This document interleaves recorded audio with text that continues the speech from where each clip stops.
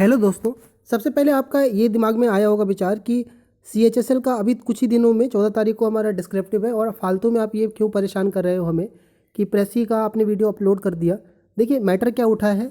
Admit card जब CHSL का आया है तो CR रीजन ने मतलब इलाहाबाद वाला जो रीजन है वहाँ पर एडमिट कार्ड पे ये लिखा हुआ है लेटर और सॉरी यहाँ पर ऐसे लिखा हुआ है, प्रेसी लिखा हुआ है, लेटर लिखा है, एप्लीकेशन राइटिंग। ये सिर्फ ये आपका NR रीजन में नहीं है, नॉर्दर्न रीजन में नहीं है, वहाँ पर सिर्फ लेटर और ऐसे लिखा हुआ है।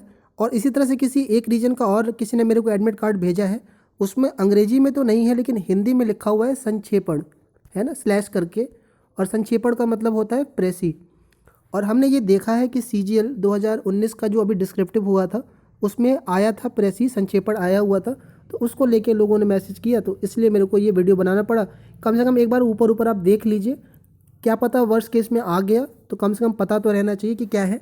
चलिए तो देखिए क्या प्रेसी आएगा, मैंने आपको वही डाल रखा है, तो एक बार देख लीजिए। फिर से बता दे रहा हूँ मैं आपको कि CGL 2019 में आया हुआ था डिस्क्रिप्टिव पेपर में, तो इसलिए थोड़ा सा अलर्ट रहिएगा आप। और 14 फरवरी का जो पेपर है उसमें कुछ जोन ने दिया है, आपके एडमिट कार्ड पर लिखा हुआ है, नहीं है तो आप एक बार देख लेना, उसका मेरे से मैसेज करके ले लेना टेलीग्राम पे, ठीक है। और बहुत सारे लोग अभी इसकी प्रैक्टिस नहीं कर रहे, तो आप एक बार ज़रूर इसको गो थ्रू हो जाइएगा, एक बार देख लीजिएगा कैसे लिखा जाता है, क्या इसका मतलब होता है, क्या करना होता है इसमें। बहुत सारे लोगों को पता ही नहीं होता, जैसे CGL 19 में हुआ था, तो मैक्सिमम लोग के ख़राब हो गए हैं। किसी ने उसका वही नहीं लिख पाया, टाइटल नहीं लिख पाया, किसी ने टाइटल लास्ट में लिखा है, किसी ने वर्ड लिमिट का ध्यान नहीं रखा, बहुत सारी बातें होती है इसमें। चलिए, और इसमें हम वो भी बात करेंगे कि UFM से कैसे बचोगे, दोनों को जो ध्यान से देखना पूरा एंड तक कि क्या इसमें बातें ध्यान रखनी है आपको। तो पहले हम समझते हैं कि संक्षेपण होता है क्या। ये हिंदी मीडियम के लिए मैं बना रहा हूँ, अगर आप समझ सकते हो उसको हिंदी वाले फिर इसको अंग्रेजी में भी इम्प्लीमेंट कर सकते हो, क्योंकि मैंने सारे डिस्क्रिप्टिव हिंदी में ही लिखे, तो मैं हिंदी के लिए ही बना रहा हूँ ये।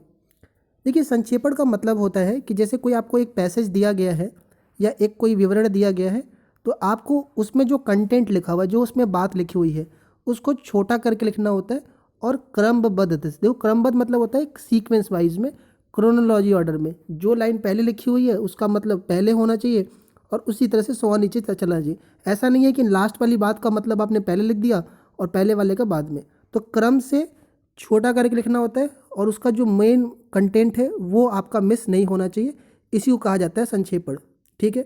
तो 3 चीज़ों पर ये बेस्ड होता है बेसिकली। संक्षिप्तता का मतलब होता है शॉर्ट करना, स्पष्टता का मतलब होता है क्लियरिटी होनी चाहिए, और क्रमबद्धता का मतलब होता है सीक्वेंस वाइज। यानी संक्षिप्त आपको पूरे पैसेज को छोटा लिखना है, क्लियर लिखना है, कोई एम्बिगुअस मतलब बहुत ज़्यादा कॉम्प्लिकेट भाषा में नहीं लिखना है, आसान भाषा में लिखना है, क्योंकि वो थोड़ा सा कॉम्प्लिकेट लैंग्वेज देते हैं। और क्रम सीरियल वाइज होना चाहिए, जो स्टेटमेंट चलती आ रही है उसी फ्लो में आपको लिखना है। जो लिखने का तरीका होता है सामान्यतया, वो जो मेन कंटेंट है, मोल जो आपका वो है पैसेज है, उसका 1/3 लिखा जाता है। अगर 300 वर्ड का है तो वो 100 वर्ड में आपका संक्षेपण लिखा जाएगा। जैसा हमने CGL में देखा था 300 शब्द लिखा था, उसमें वहाँ ब्रैकेट में लिखा हुआ था कि 300 शब्द का है आपका, तो उसका 100 वर्ड में आपका पूरा होगा, ठीक है। अब वहाँ पर काउंट करने की ज़्यादा ज़रूरत नहीं है, अगर 300 है तो 110, 115, 120 भी चल जाएगा, कोई दिक्कत इसमें नहीं है। कोशिश करिए कम से कम शब्द लिखें और सारे जो विचार हैं वो सारे विचार उसमें आ जाए, कोई विचार छूटे ना, पैसेज का कोई भाव छूट ना जाए, ठीक है ना। अगर कोई बात अनावश्यक लगे, जो आपको लगे कि ये इतना इंपॉर्टेंट नहीं है, तो उसको आप छाट कर हटा सकते हैं, उसको निकाल सकते हैं, उसको आप नेगलेक्ट कर दीजिए ताकि वाक्य छोटा हो जाए। जो कुछ लिखा जाए वह साफ साफ हो, जिसमें किसी तरह का चमत्कार या घुमा फिराव नहीं होना चाहिए। चमत्कार का मतलब आपने ट्विस्ट लैंग्वेज में नहीं लिख दिया या कोई डिफ़िकल्ट हिंदी के लैंग्वेज वर्ड्स आपने यूज़ कर दिए ताकि वो पढ़ने के बाद और कॉम्प्लिकेट हो गया, तो इसको ध्यान में रखोगे आप। मूल संदर्भ मतलब जो आपका पैसेज उसको ध्यानपूर्वक पढ़िएगा, ठीक है। और जब तक उसका पूरा अर्थ समझ में ना आ जाए कि वो किस बारे में है, क्या कहना चाह रहा है आपका, तब तक आपको प्रेसी लिखना स्टार्ट नहीं करना है। 2-3 बार आप पढ़ सकते हो उसको और उससे आपको आइडिया लग जाएगा कि वो प्रेसी किस बारे में है, क्या कहने जा रहा है, ठीक है। जैसा कि CGL 19 में एक पैसेज आया हुआ था कि वो क्या नाम है, एक वक्ता के ऊपर आया हुआ था कि एक वक्ता को कैसा होना चाहिए, तो निर्भीक होना चाहिए, उस पर एक मैसेज आपका आया था। तो जब तक आप पूरा पढ़ोगे नहीं तो आपको उसका भाव समझ में नहीं आएगा। उससे बेनिफिट आपको ये नहीं मिल मतलब उससे आपको जब पूरा पढ़ लेते हो तो उससे आपको शीर्षक लिखने में, टाइटल लिखने में हेल्प मिलती है। याद रखिएगा कि जब हम प्रेसी लिखते हैं तो प्रेसी का पहले टाइटल लिखा जाता है। बहुत लोगों ने ये मिस्टेक करा था कि टाइटल को बाद में लिखा था या बॉक्स जो आपके होते हैं बॉक्स के ऊपर लिख दिया था, ठीक है। तो ये छोटी छोटी बातें हैं। अगली बात कि जहाँ पर आपका मुहावरा, ईडियम्स या फिर कोई कहावत होती है या कोई लोकोक्तियाँ होती हैं, ये वर्ड्स आपके होते हैं, तो कोशिश करिए कि उसका अर्थ कम से कम शब्द में लिखा जाए और मुहावरे का same to same copy paste मत करिए। कोशिश करिए कि उस मुहावरे का आप लिखिए। या कुछ सेंटेंस होते हैं लंबे लंबे, उसका एक जिसे कहते हैं ना अनेक वर्त का एक, हम पढ़ते हैं वन वर्ड सब्स्टिट्यूशन, तो वैसे हिंदी में भी होते हैं कि जैसे जहाँ पर तीन नदियाँ मिलती हैं उसको संगम कहते हैं। ऐसे कुछ मान लीजिए आ गया और आपको वो याद है तो वो पूरा एक सेंटेंस छोटा कर देगा, तो वो आप यूज़ कर सकते हो। कॉपी पेस्ट डायरेक्ट मत करिए, सोचिए उसका थोड़ा सा हम आसान भाषा में रूपांतरण कर सके, ट्रांसलेट कर पाए। इस पर बेस्ड आपका संक्षेपण होता है, इनको ध्यान में रखना होता है। कोशिश करेगा कि पूरा कंटेंट कवर हो जाए इसके अंदर। इसके लिए करिए कि आप क्लास 10वीं की या स्कूलिंग की कोई ना बुक, आप 10वीं अगर कोई भाई हो में आपका हिंदी लिया हो तो उसकी बुक लेकर के देख सकते हो, या नेट पे आप कोई संक्षेपण मार के हिंदी से हो चाहे अंग्रेजी से हो, गूगल पे सर्च कर, यूट्यूब पे मत करिएगा, गूगल पे सर्च कर लीजिएगा कि संक्षेपण, कोई पैसेज उठा लीजिएगा और उसका सॉल्यूशन दिया हो तो वो पढ़ लीजिएगा, या फिर खुद आप लिखने की कोशिश करिएगा। एक दो देख लोगे तो आपको आइडिया लग जाएगा, क्योंकि इसमें कुछ दिमाग लगाना नहीं है, क्योंकि जो लिखा हुआ है उसी को कॉपी पेस्ट करनी है, बस एक तरीके से करना आपको, ठीक है। दूसरी राय मेरी आपको ये है कि अगर प्रेसी आ गया तो आप प्रेसी को बाद में करिएगा, पहले आप ऐसे लिख लीजिएगा, निबंध लिख लीजिएगा। कारण उसका ये है कि आप इसमें टाइम लगा दोगे, आपका वो खराब हो जाएगा, क्योंकि आपने इस पर हाथ साफ नहीं करा हुआ है, इसको सही से नहीं किया हुआ है, इसको दिमाग में रखिएगा। लेटर आ गया तो पहले लेटर लिखिएगा, फिर वो लिखिएगा, ऐसे लिखिएगा। अब आते हैं UFM वाला, इसको ध्यान से देखना है कि 5 पॉइंट बनाए हैं मैंने। देखो पहले 5 पॉइंट में ना, पहले तो तुम 5वां देख लो, जरूरी है, क्योंकि मैंने ना थोड़ा सा ऑर्डर ध्यान से सेट नहीं कर पाया, टाइम नहीं था। देखो हुआ ये है कि CHSL 2018 में काफ़ी बड़ी संख्या में लोगों को UFM दे के फेल किया गया, और उसका डर CGL 18 में दिखाई देने लगा। काफ़ी बड़ा ट्विटर कैंपेन चला, बहुत बवाल हुआ, एक कमेटी बनी, तब एक बार रिलैक्सेशन दिया गया कि चलो पहली बार माफ़ कर दिया जा रहा है, आगे से ऐसा नहीं होगा। जो लोग UFM के अंदर आ गए उनको फेल करके 0 नंबर दे के वो हो जाएगा, तो इसको ध्यान से करना, ठीक है। CGL 19 वाले में दिक्कत इसलिए नहीं आई क्योंकि वहाँ पर प्रेसी आ गया था। अगर लेटर आया तो ध्यान रखिएगा। पहली जो बात है आपका कि पूरे लेटर में और निबंध में, ठीक है, कहीं भी अपनी पर्सनल इन्फॉर्मेशन मत लिखना, जैसे कि आपका पर्सनल नाम, मोबाइल नंबर, ये कोई भी इन्फॉर्मेशन, पता हो गया आपका, नहीं लिखोगे, ये ध्यान में रखना। एक डाउट रहता है लोगों का बहुत खतरनाक सा कि मैं तो जो साइन करता हूँ वो सिग्नेचर मेरा नाम ही है। मान लीजिए किसी का नाम राहुल है तो वो राहुल ही लिखता है और फ्रंट पेज पे ही राहुल आ जाएगा, तो कहेगा मेरा तो नाम आ गया वहाँ पर। वो कोई दिक्कत नहीं है, सिग्नेचर चल जाता है, नाम भी लिखते हो तो कोई दिक्कत नहीं है, कॉपी के अंदर ये नहीं होना चाहिए, ठीक है। तीसरी बात, पहले पन्ने पर सिग्नेचर, अंगूठे का निशान और किस मीडियम में, मीडिया नहीं मीडियम है, हिंदी में लिख रहे हो कि अंग्रेजी में लिख रहे हो, उस पर टिक लगाना ना भूलें, इसको दिमाग में रख लो। सबसे पहले यही भर लेना। कॉपी 15 मिनट पहले मिलती है, 3-4 बार इसको वेरीफाई कर लेना, अंदर कुछ भी कंटेंट लिखा रहेगा। अगर आपने हिंदी और अंग्रेजी में टिक नहीं लगाया 0 नंबर दे देंगे, और ये दिए हुए हैं, मैं अपने मन से नहीं बता रहा हूँ, इसको ध्यान में रखिएगा। कुछ लोग पहली बार दे रहे होंगे, ये छोटी छोटी चीज़ आपकी ज़िंदगी ख़राब कर देगी, एक तो ध्यान में रखिएगा, क्योंकि इतने पेपर रोज़ हो नहीं रहे हैं, कितने लंबे लंबे टाइम पर हो रहे हो, कितना मेहनत से आप पहुँचो, इसको आप समझ रहे होगे, ठीक है। देखिए पहली सावधानी जो आपको ध्यान रखनी है कि अगर भेजने वाले, देखो 2 एड्रेस होता है, अच्छा 2 तरह के लेटर आएंगे, एक फॉर्मल आएगा, एक इनफॉर्मल आएगा। मैं फॉर्मल को लेके बात कर रहा हूँ, इनफॉर्मल में भी आप कुछ ज़्यादा होगी, कुछ ज़्यादा फ़र्क नहीं पड़ता है, बस एड्रेस का फ़र्क आता है।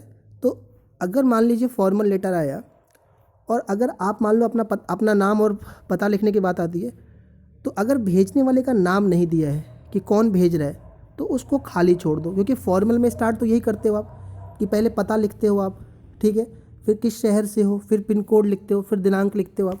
तो अगर आपका पता नहीं दिया है भेजने वाले का तो उसको ब्लैंक छोड़ दोगे, ठीक है। दूसरी बात, अगर पता अधूरा दिया हुआ है कि जैसे अगर आप लोधी रोड के हो तो लोधी रोड लिख दिया, दिल्ली नहीं दिया है तो दिल्ली मत लगा देना कि लोधी रोड दिल्ली में ही है। अगली बात कि अगर पता नहीं दिया है, अगर अधूरा दिया है तो जो दिया है वही लिखिएगा आप, कुछ भी नया एक्स्ट्रा जोड़ने की ज़रूरत नहीं है। लोधी रोड है तो सिर्फ लोधी रोड लिखिएगा, दिल्ली दिया है तो दिल्ली लिखिएगा। अगर नहीं दिया है तो का खा गा XYZ PQR, ये कुछ भी मत लिखिएगा, ये सब आता है UFM के अंदर जैसा हमने देखा था CHSL 2018 में। ठीक है, बहुत सारी कॉपियाँ शेयर हुई थी। ठीक है, तो इसको दिमाग में रखिएगा।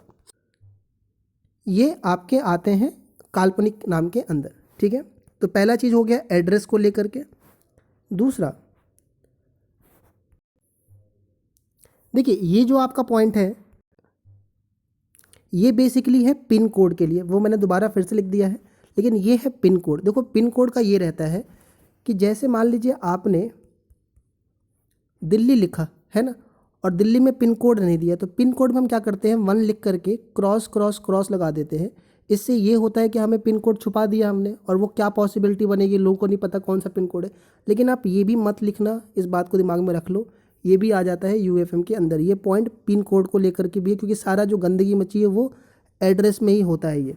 ठीक है, ये दिमाग में रखिएगा। परीक्षा भवन भी मत लिखिएगा, मैं आपको फिर बोलता हूँ, कुछ लोग परीक्षा भवन लिखते हैं, परीक्षा भवन भी ये नहीं लेते हैं, एग्जामिनेशन हॉल पर भी दिया है लोगों को UFM। ठीक है, तीसरा जो पॉइंट है आपका कि जिस रिसीवर एड्रेस की बात करें, अगर रिसीवर एड्रेस का नाम और पिन कोड जो देखो जो दिया हुआ है वही लिखिएगा, कि आप इस मैनेजर को भेज रहे हैं तो उस मैनेजर का पता दिया हुआ है, नाम दिया है तो लिख सकते हो आप,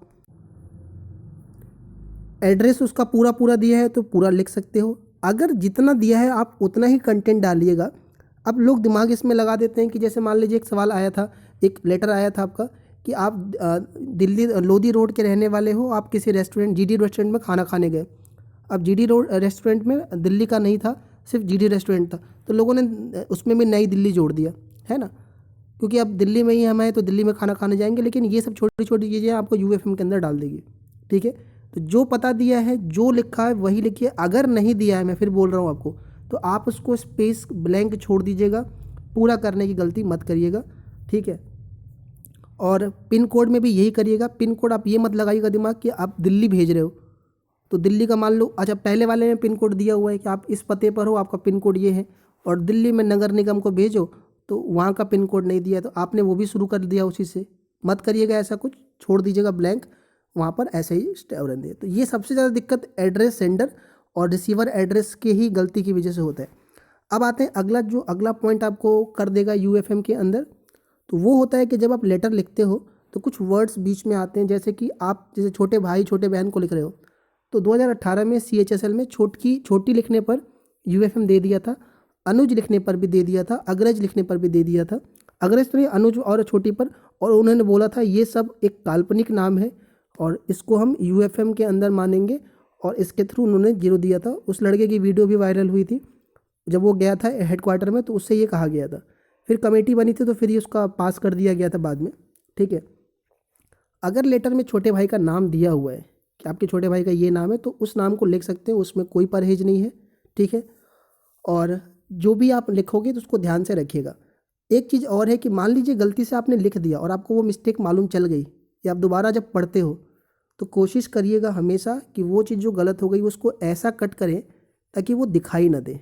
समझ रहे हो, इसको बिल्कुल ऐसे काट दीजिएगा कि वो दिखाई ना दे दूर से कि वो क्या आपने लिखा हुआ है। बिल्कुल आराम से उसको कट कर दीजिएगा, कोई दिक्कत नहीं है। सही है, तो इस बात का ध्यान रखिएगा। वाइटनर भी यूज़ कर सकते हो आप, लेकिन आप इस सब चीज़ों का अवॉइड ही करिएगा। जब लिखा नहीं है उसमें तो कट कर दीजिएगा, दिखना नहीं चाहिए दूर से, कोई ऐसा दिक्कत नहीं आएगी, है ना। बाकी आप फ्रंट पेज सही से भरिएगा और अंदर कोई पर्सनल इन्फॉर्मेशन नहीं, जितनी इन्फॉर्मेशन है सिर्फ उतना ही लिखिएगा, अननेसेसरी चीज़ों से बचिएगा। ठीक है, कोई डाउट है तो आप टेलीग्राम पर लिख सकते हो, कमेंट सेक्शन में लिखिएगा, मैं पूरा कोशिश करूँगा उसका रिप्लाई देने का।